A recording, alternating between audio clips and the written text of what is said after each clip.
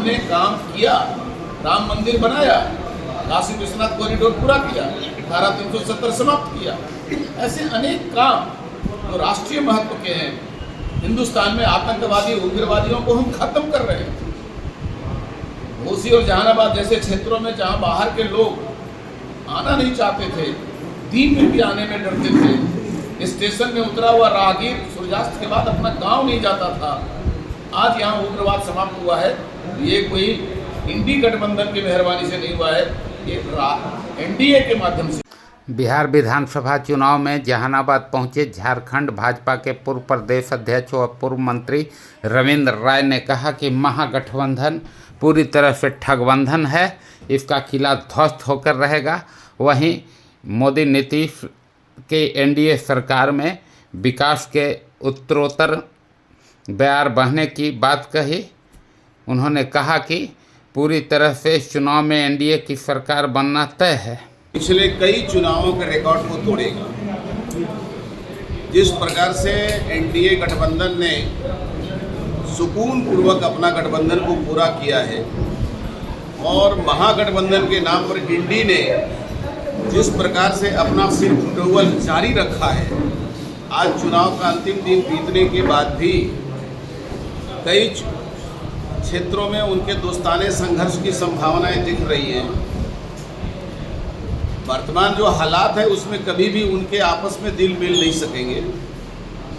और दूसरी ओर एनडीए गठबंधन में भारतीय जनता पार्टी, जनता दल यूनाइटेड, लोजप्पा चिराग पासवान जी का, हम पार्टी और रालोमो में उपेंद्र कुशवाहा जी का जो सामंजस्य बैठा है, उसकी कल्पना किसी राजनीतिक लोगों ने नहीं किया।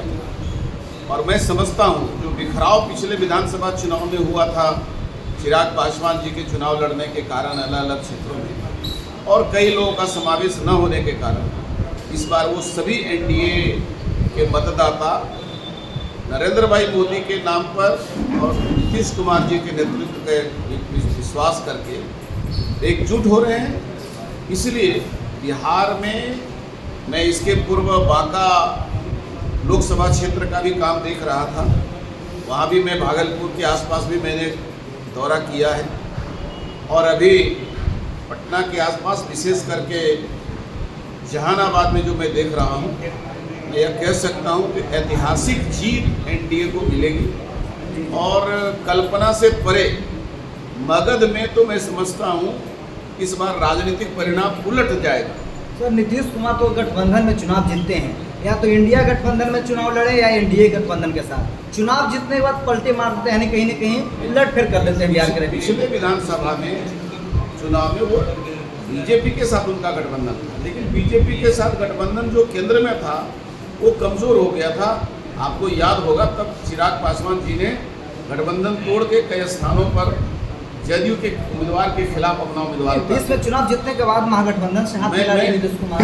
आप लोग को तो छोड़ दिए थे, 5 साल 17 महीना रहने के बाद फिर वापस भाजपा में आए, एनडीए में आए। पिछले जो चुनाव हुआ था उसमें मैं कह रहा हूँ जी जी, बीजेपी और जनता दल यूनाइटेड के बीच गठबंधन था, लेकिन एनडीए के तमाम दल उस गठबंधन में नहीं थे। इस बार बहुत ही स्मूथली, जिसको स्वाभाविक ढंग से ये गठबंधन तैयार हुआ है।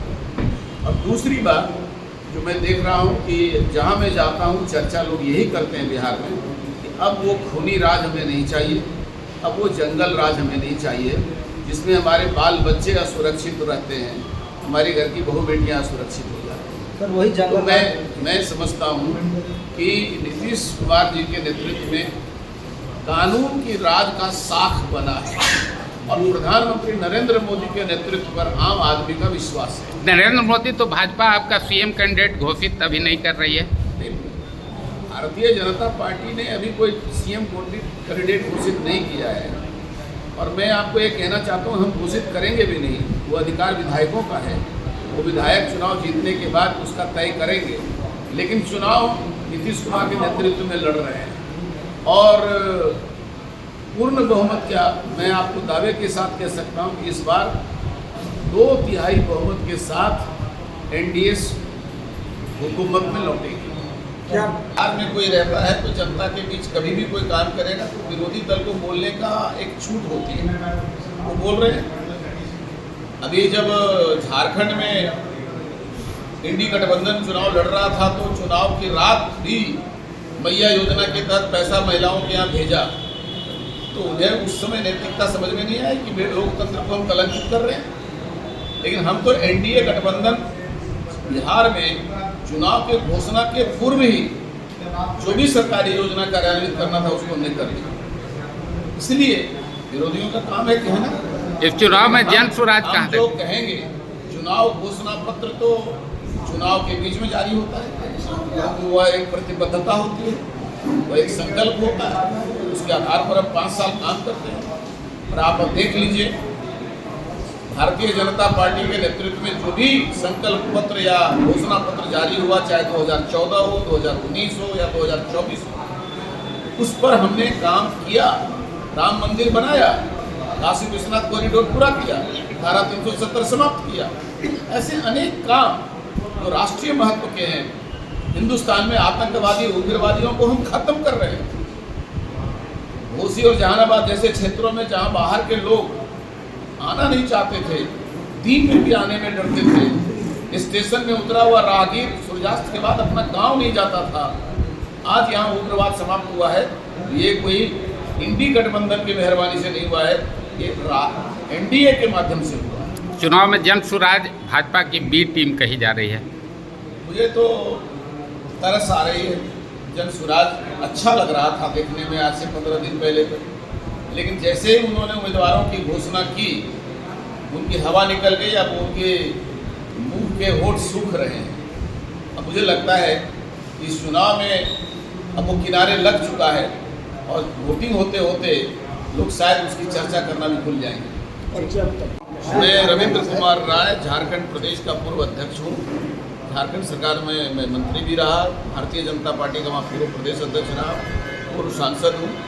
अभी भारत सरकार के हुडको का मैं डायरेक्टर हूँ भारत सरकार में। और बिहार में जो 40 लोग देश भर से आए हैं इस चुनाव कार्य के लिए, उसमें से एक जिम्मेदारी मेरे ऊपर भी है। उसमें राजस्थान से भी है, मध्य प्रदेश, छत्तीसगढ़, पश्चिम बंगाल,